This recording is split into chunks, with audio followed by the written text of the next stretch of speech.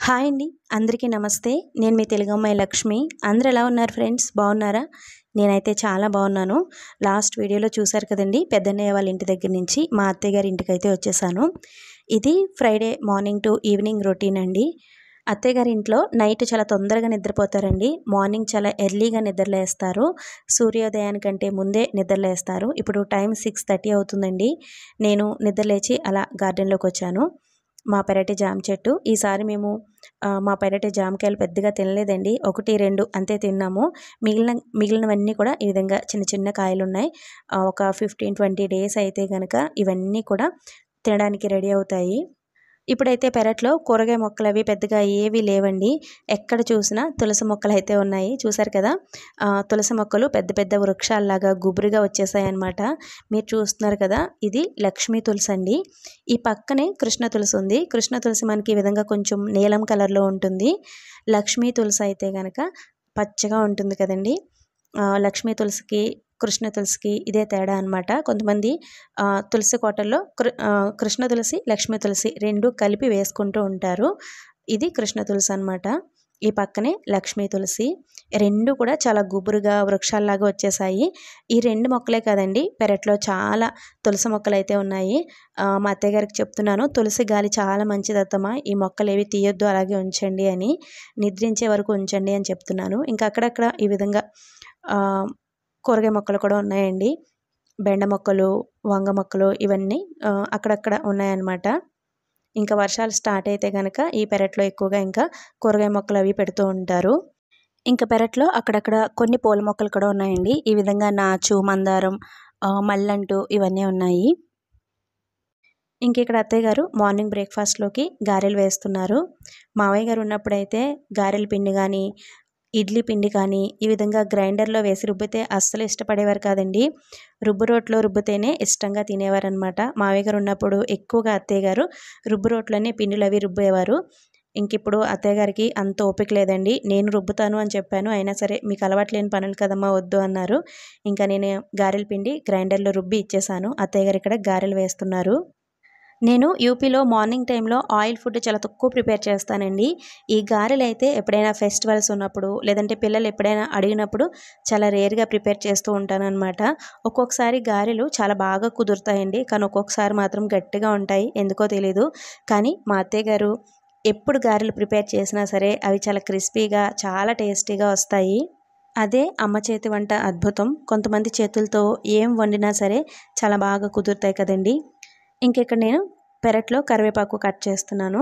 అత్తయ్య గారు కొన్ని గార్లు పక్కకు తీసి పెరుగులో వేస్తున్నారండి. అంటే పెరుగు ఆవిడ ప్రిపేర్ చేస్తున్నారన్నమాట. పోపు కోసం కరివేపాకు తీసుకువెళ్తున్నాను.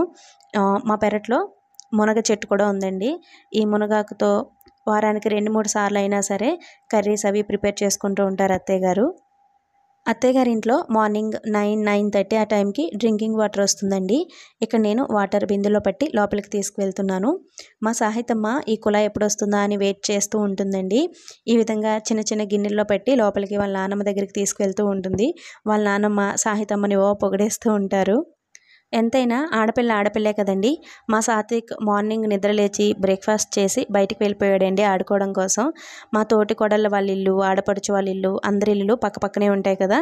ఇంకా ఇక్కడికొస్తే ఇంటి దగ్గర అస్సలు ఉండడండి. వాళ్ళ ఇంటికి, వీళ్ళ ఇంటికి అలా తిరుగుతూ ఉంటాడు. మా సాహితమ్మ అయితే వాళ్ళ నాన్నమ్మకి ఈ విధంగా చిన్న చిన్న పనులన్నీ చేసి పెడుతూ ఉంటుంది.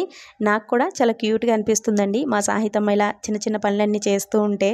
మన శబరి అమ్మమ్మ ఎప్పుడో ఒక మాట అంటూ ఉంటుందండి. ఇంట్లో కొంచెమంత కూతురుంటే మంచానికి అడ్డుగా పడుకోవచ్చు అని. అంటే దాని అర్థం ఏంటి అంటే, ఇంట్లో ఒక కూతురుంటే తల్లికి బాగోక మంచం మీద పడుకున్నా సరే కూతురు పనులు చేసి పెడుతుంది కదండీ! అందుకని ప్రతి ఇంట్లో ఒక ఆడపిల్ల ఉండాలి అని అంటూ ఉంటుంది.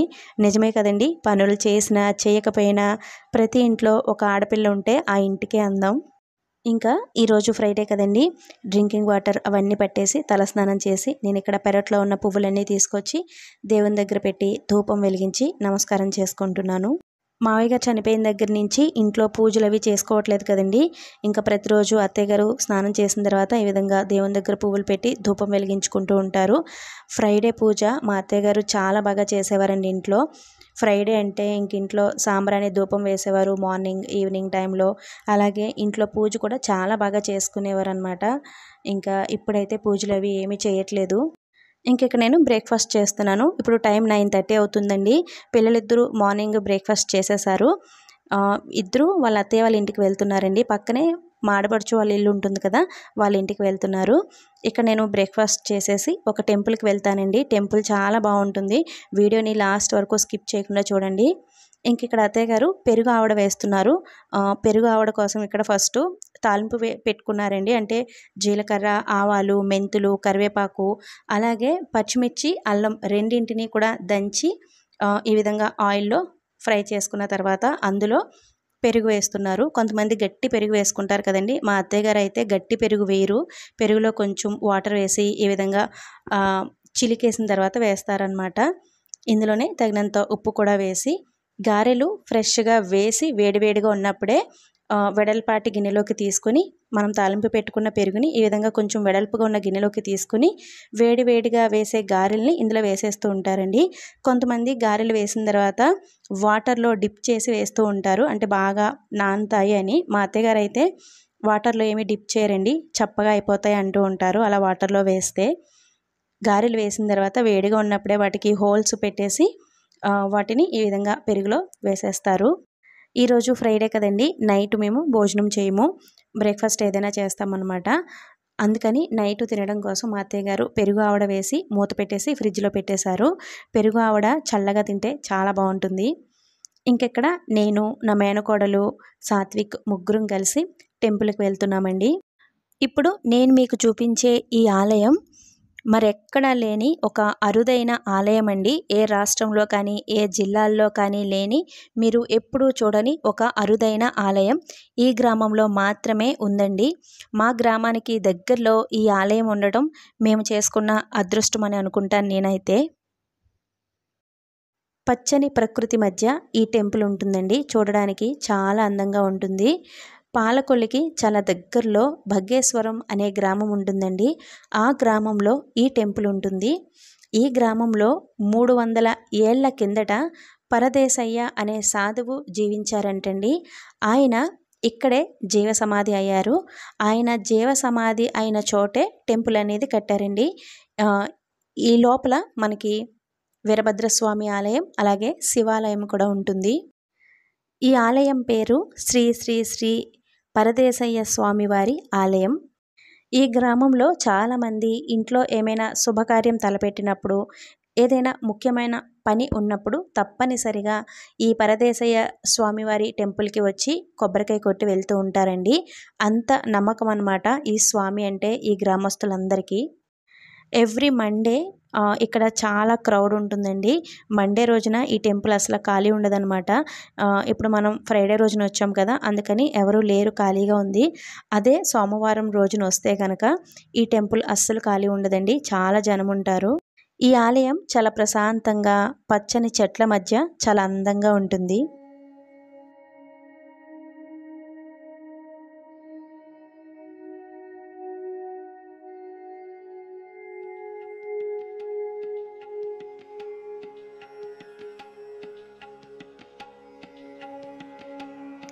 ఈ పరదేశయ్య స్వామి ఈ గ్రామానికి వచ్చిన తర్వాత ఇక్కడ వారందరికీ కూడా చాలా మంచి జరిగిందంటండి. గ్రామం అంతా కూడా పచ్చని పంటలతో అందరూ కూడా సుఖంగా సంతోషంగా ఉండేవారంట. అలాగే ఈ స్వామి ఏమి చెప్పినా కూడా అవన్నీ జరిగేవంటండి. ఈయన అనేక మహిమలు కూడా చేసేవారంట. ఆ విధంగా ఇక్కడ వారందరికీ ఈ పరదేశయ్య స్వామి అంటే అపారమైన భక్తి, నమ్మకం ఏర్పడ్డాయి. ఈ పరదేశయ్య స్వామి 300 ఏళ్లకు పైబడి జీవించారంటండి. ఈయనకి మహాశివుడంటే అపారమైన భక్తంట. అందుకని శివాలయానికి చాలా దగ్గరలో ఇక్కడ ఆయన జీవ సమాధి అయ్యారంటండి. మీరు చూస్తున్నారు కదా, ఇక్కడే ఆయన జీవ సమాధి అయ్యారు. ఆయన జీవ సమాధి అయిన చోటనే ఈ విధంగా ఆలయం నిర్మించారు.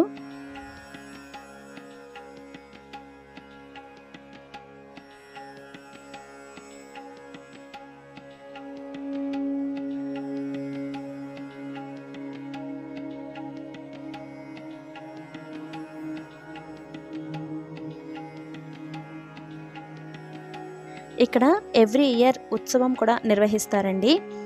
ఉత్సవం అయిన నెక్స్ట్ డే భారీ అన్న సమారాధన కూడా ఉంటుంది. మీరు చూస్తున్నారు కదండి ఈ పరదేశయ్య గారి రూపం. ఈ రూపం ఏదైతే ఉందో ఈ రూపాన్ని ప్రముఖ సినీ కళాకారుడైన గంగాధర్ గీసిన చిత్రపటం అండి. ఇక్కడి వారు అంటే ఈ గ్రామంలో కొంతమంది ఆయన రూపాన్ని వివరించగా ప్రముఖ సినీ కళాకారుడైన గంగాధర్ గీసిన చిత్రపటం అండి ఇప్పుడు మనం చూస్తున్న ఈ చిత్రపటం.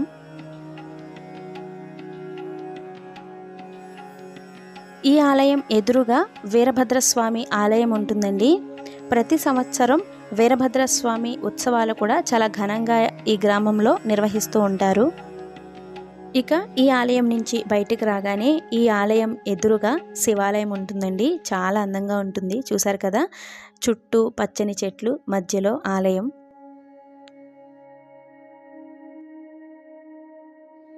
కోటిలింగేశ్వర స్వామి ఆలయం అండి ఇది. ఈ ఆలయానికి ఎంట్రన్స్లో అంటే ఆలయం బయట నాగేంద్ర స్వామి ఆలయం ఉంటుంది. ఇక్కడ నమస్కారం చేసుకున్న తర్వాత లోపలికి వెళ్తున్నాము. ఆలయం అయితే చాలా అందంగా చాలా ప్రశాంతంగా ఉంటుందండి. ప్రతి సంవత్సరం కార్తీక మాసంలో ఇక్కడ ప్రత్యేకమైన పూజా కార్యక్రమాలు కూడా నిర్వహిస్తూ ఉంటారు. ప్రతి సోమవారం ఇక్కడ అధిక సంఖ్యలో భక్తులు ఉంటారండి. సోమవారం నాడు స్వామివారికి ప్రత్యేకమైన అభిషేకాలు కూడా నిర్వహిస్తూ ఉంటారు. ఆలయం లోపల మనకి ఒక పక్కన బ్రహ్మదేవుడి విగ్రహం ఉంటుంది, అలాగే ఒక పక్కన పార్వతీదేవి, గణపతి విగ్రహాలు ఉంటాయి. ఇక గర్భగుడిలో కోటిలింగేశ్వర స్వామి విగ్రహం ఉంటుంది. ఆలయం అయితే చాలా అందంగా ఉంటుందండి. ఈ పరదేశయ్య గారి ఆలయంలో మనం ఏ కోరిక కోరుకున్నా సరే అది తప్పకుండా నెరవేరుతుంది అని ఒక నమ్మకం అయితే ఉందండి. పాలకొల్లు, బగ్గేశ్వరం ఈ సరౌండింగ్స్లో ఉండే వారందరికీ కూడా ఈ ఆలయం గురించి తెలిసే ఉంటుంది. తెలియని వారు తప్పకుండా ఒకసారి విజిట్ చేయండి. మీకు ఈ ఆలయం, ఈ ప్లేస్ ఇదంతా కూడా చాలా బాగా నచ్చుతుంది. ఇంకా ఈ ఆలయం దర్శనం చేసుకున్న తర్వాత ఇక్కడి నుంచి బయలుదేరి మేము దుర్గమ్మ టెంపుల్కి అయితే వచ్చామండి. ఫ్రైడే కదా, అందుకని అమ్మవారి దర్శనం కోసం వచ్చాము. ఈ దుర్గమ్మ టెంపుల్ బగ్గేశ్వరం ఎంట్రన్స్లోనే ఉంటుందండి. ఈ టెంపుల్ కూడా చాలా ఫేమస్. ప్రతి శుక్రవారం ఇక్కడ అన్నప్రసాదం కూడా పెడుతూ ఉంటారండి. ఈ దుర్గమ్మ ఆలయంలో ప్రతి శుక్రవారం ప్రత్యేకమైన పూజలు జరుగుతూ ఉంటాయండి. దసరా టైంలో అయితే ప్రతిరోజు ఇక్కడ కుంకుమ పూజలు జరుగుతూ ఉంటాయి. ఇంకా అమ్మవారి దర్శనం చేసుకున్న తర్వాత మేము ఇంటికైతే వచ్చేసాము. మార్నింగ్ టైంలో ఈ విధంగా మనం దేవస్థానాల్ని దర్శించి వస్తే మనసు అంతా చాలా ప్రశాంతంగా ఉంటుంది కదండి. డే మొత్తం కూడా చాలా హ్యాపీగా గడిచిపోతుంది. ఇంటికి వచ్చిన తర్వాత ఇక్కడ అత్తయ్య గారు బియ్యం కడిగి పెట్టారండి. వాటిని నేను ఎండలో వేస్తున్నాను. మా అత్తయ్య గారు ఉప్పుడు రవ్వ అంటే ఉప్మా చేసుకునే రవ్వ ఉంటుంది కదండి, ఆ రవ్వ తయారు చేసుకోవడం కోసం, బియ్య పిండి తయారు చేసుకోవడం కోసం బియ్యాన్ని ఈ విధంగా వాటర్తో 2-3 సార్లు కడిగేసి ఆ బియ్యాన్ని ఎండలో వేసి అవి కొంచెం డ్రై అయిన తర్వాత రవ్వ కానీ పిండి కానీ ప్రిపేర్ చేసుకుంటూ ఉంటారు. ఇప్పుడు ఈ బియ్యాన్ని కడిగి ఎండలో పోసారు కదండి, ఈ బియ్యంతో బియ్యపిండి తయారు చేస్తారనమాట. సాహితీ, సాత్విక్ ఇద్దరికి బెల్లం తాలికలు అంటే చాలా ఇష్టం అండి. మేము వచ్చిన ప్రతిసారి అత్తయ్య గారు వాళ్ళ కోసం బెల్లం తాలికలు చేసి పెడతారు. సో బెల్లం తాలికలు చేయడం కోసమే పిండి ప్రిపేర్ చేసుకుంటున్నారనమాట. ఇంకెక్కడ మా అత్తయ్య గారు టమాటో రోటి పచ్చడి తయారు చేసుకుంటున్నారండి. రోటి పచ్చళ్ళు మంచినీళ్ళు తాగినంత ఈజీగా చేసేస్తూ ఉంటారు మా అత్తయ్య గారు. వారానికి 2-3 సార్లు అయినా సరే ఇంట్లో రోటి పచ్చళ్ళు అనేవి ఉంటూ ఉంటాయి. ఇంకా నేను ఇక్కడ మా ఆడపడుచు వాళ్ళ ఇంటికి వచ్చానండి. సాహితీ, సాత్విక్ ఇద్దరికి బిర్యానీ అంటే చాలా ఇష్టం అండి. వాళ్ళ అత్తయ్యని వెజ్ బిర్యానీ చేయమన్నారంట. వాళ్ళిద్దరి కోసం వాళ్ళ అత్తయ్య వెజ్ బిర్యానీ చేసి చికెన్ కర్రీ ప్రిపేర్ చేసిందండి. నేను వెళ్ళేసరికే వాళ్ళిద్దరూ కూర్చొని భోజనం చేసేస్తున్నారు. నాన్ వెజ్ కర్రీస్ అయితే కనుక నేనే వాళ్ళకి భోజనం తినిపిస్తానండి. ఇక్కడికి వచ్చిన తర్వాత పిల్లలతో కూర్చొని వాళ్ళే తినేస్తున్నారు. ఇంకా మా ఆడపడుచు నువ్వు కూడా ఇక్కడికే వచ్చే వెజ్ బిర్యానీ చేశాను కదా తిందుగానే అంది. సో అందుకని మా ఆడపడుచు వాళ్ళ ఇంటికి వచ్చాను నేను. మా ఆడపడుచు వాళ్ళ ఇల్లు కూడా చాలా బాగుంటుందండి. ఇది రెంటెడ్ హౌసే. ఈ హౌస్ ఎలా ఉంటుందో హోమ్ టూర్ కూడా చేసి చూపిస్తాను నెక్స్ట్ వీడియోలో. మా ఆడపడుచు వాళ్ళకి ఓన్ హౌస్ కూడా ఉందండి ఊర్లోనే. ప్రస్తుతానికి ఇక్కడ రెంట్కి అయితే ఉంటున్నారు. చాలా ఇయర్స్ నుంచి ఉంటున్నారు ఇందులో. వీళ్ళ ఇంటి దగ్గర ఒక 2 మామిడి చెట్లు ఉన్నాయండి. అక్కడక్కడ మామిడికాయలు ఉన్నాయి. పునాస కాపు అంటారు కదండి, అవన్నమాట. అంటే మామిడికాయలు అయిపోతున్న సీజన్లో ఇక్కడ మామిడికాయలు కాస్తూ ఉంటాయి అన్నమాట. ఇక్కడ నేను మా ఆడపడుచు కూర్చుని భోజనం చేస్తున్నాము. ఈరోజు నాన్ వెజ్ తినం కదండి, అందుకని వెజ్ బిర్యానీ పెరుగు చట్నీ వేసుకుని తినేసాము. పిల్లల కోసమే మా ఆడపడుచు చికెన్ కర్రీ ప్రిపేర్ చేసిందండి. ఇంట్లో ఎవరు కూడా ఇంకా నాన్ వెజ్ తినరనమాట ఈరోజు. మీరు చూస్తున్నారు కదండి, ఆవిడ మా పెద్దమ్మ, అంటే మన శబరి అమ్మమ్మ పెద్ద కూతురండి. లాస్ట్ టైం నేను వచ్చినప్పుడు వీడియోస్లో చూసే ఉంటారు కదా. మా ఆడపడుచుకి మిషన్ ఉందండి. తను రెగ్యులర్గా వేసుకునే బ్లౌజెస్ అన్నీ కూడా తనే స్టిచ్ చేసుకుంటుంది. మోడల్ బ్లౌజెస్ అవి స్టిచ్ చేయడం రాదు, కానీ రెగ్యులర్గా వేసుకునే ప్లెయిన్ బ్లౌజెస్ అవన్నీ కూడా చాలా బాగా స్టిచ్ చేస్తుంది. ఇంకిప్పుడు టైం దగ్గర దగ్గర 1:00 అవుతుందండి. బయట ఎండ చాలా ఎక్కువగా ఉంది, ఉక్కపోత కూడా ఎక్కువగా ఉంది. ఇంకా సాహితీ సాత్విక్ ఇద్దరిని ఇంటికి తీసుకువెళ్ళిపోతున్నానండి, కొంతసేపు పడుకోబెడదాము అని. ఇంకా ఇంటికి తీసుకొచ్చిన తర్వాత ఏసీ ఆన్ చేసి ఇద్దరిని పడుకోబెట్టేశాను. ఈ ఎండల్లో మధ్యాహ్నం టైంలో పిల్లల్ని ఈ విధంగా ఒక 2 గంటల పాటు పడుకోబెట్టేస్తే వాళ్ళకి ప్రశాంతంగా ఉంటుంది, మనకి ప్రశాంతంగా ఉంటుంది కదండి. ఇంకా ఇద్దరు ఇక్కడ 5:00కి నిద్రలేచారు. నిద్రలేచిన తర్వాత ఏమైనా పెట్టాలి కదండి. ఇంకా అత్తయ్యగారు మార్నింగ్ ప్రిపేర్ చేసి పెట్టారు కదండి ఫ్రిడ్జ్లో పెరుగు ఆవిడ. సో అదైతే పెడుతున్నాను. సాత్విక్ తింటాడో లేదో అని డౌట్గా తీసుకెళ్ళాను అనమాట. స్వీట్ గారెలు అంటే పాకం గారెలు వేస్తూ ఉంటారండి అత్తయ్య గారు. అవైతే చాలా ఇష్టంగా తింటాడు సాత్విక్. ఇవి తింటాడో లేదో అనుకున్నాను, కానీ ఇవి కూడా చాలా బాగా నచ్చాయన్నమాట. ఈ పెరుగు ఆవిడ మార్నింగ్ అత్తయ్య గారు ప్రిపేర్ చేసి ఫ్రిడ్జ్లో పెట్టేశారు కదండి. ఇంకా అవి చల్లచల్లగా ఉన్నాయి. ఈ ఎండకి సాత్విక్కి తినడానికి బాగున్నాయి అన్నమాట. చాలా ఇష్టంగా తిన్నాడు. తినే విషయంలో మా సాహితమ్మ నన్ను అస్సలు ఇబ్బంది పెట్టదండి. ఏదైనా సరే టేస్ట్ చేస్తుంది. మా సాత్విక్ మాత్రం అలా కాదండి. మా సాత్విక్కి చూడగానే నచ్చాలండి. నచ్చితేనే తింటాడు. నచ్చకపోతే గనక అది అస్సలు నోట్లో కూడా పెట్టుకోడనమాట. మా సాహితమ్మ అయితే అలా కాదండి. నేనేమి ఇచ్చినా సరే ఫస్ట్ టేస్ట్ చేస్తుంది. టేస్ట్ చేసిన తర్వాత నచ్చకపోతే గనక అప్పుడు వదిలేస్తుందనమాట. మా అత్తయ్య గారు చేసిన ఈ పెరుగు ఆవడ చాలా చాలా రుచిగా ఉందండి. చాలా స్మూత్‌గా, చాలా టేస్టీగా ఉన్నాయి. నాకు చాలా బాగా నచ్చాయి. ఈ వీడియోని ఇంతటితో ఎండ్ చేస్తున్నాను ఫ్రెండ్స్. వీడియో నచ్చితే తప్పకుండా ఒక లైక్ ఇచ్చి వెళ్ళడం అస్సలు మర్చిపోవద్దండి. మరొక బ్యూటిఫుల్ విలేజ్ వ్లాగ్‌తో మళ్ళీ మీ ముందుకొస్తాను. Thanks for watching. బాయ్.